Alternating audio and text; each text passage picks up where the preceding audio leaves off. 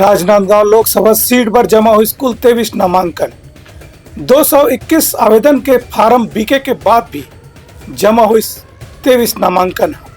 ये बात की जानकारी दिन हवे उप निर्वाचन अधिकारी खेमलाल वर्मा। राजनांदगांव लोकसभा सीट में बहुत बड़े नेतामन के भविष्य दांव में लगे हुए हैं। यहाँ कांग्रेस के प्रत्याशी भूपेश बघेल के कहना रही से कि यदि 450 प्रत्याशी में नामांकन के फॉर्म भरी तो वोटिंग मशीन से चुनाव नहीं होकर के मत पत्र के जरिए वोट डाले जाए। भूपेश बघेल के यही आह्वान ला देखत काली एक ही दिन में 221 जनमन नामांकन के फॉर्म खरीद दे रही हैं, लेकिन जमा करे एक दिन में केवल 20 जन ही नामांकन जमा करीन। जिला के उप निर्वाचन पदाधिकारी खेमलाल वर्मा बताइन कि अभी तक के यहाँ 251 नामांकन पत्र ले गए रही से, लेकिन केवल 23 जन ही नामांकन जमा करीन। कल अंतिम दिन होए के स्थिति कलेक्ट्रेट परिसर में काफी भीड़ भाड़ रही से। उप निर्वाचन अधिकारी के कहना रही से कि नामांकन जमा करे पर जिला कलेक्टर परिसर में भी व्यापक इंतजाम करे गए रही से। तो 244 फॉर्म बिके थे।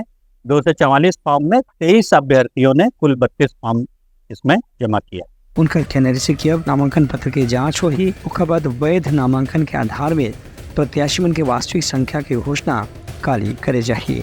ब्यूरो रिपोर्ट, उतलंघा न्यूज।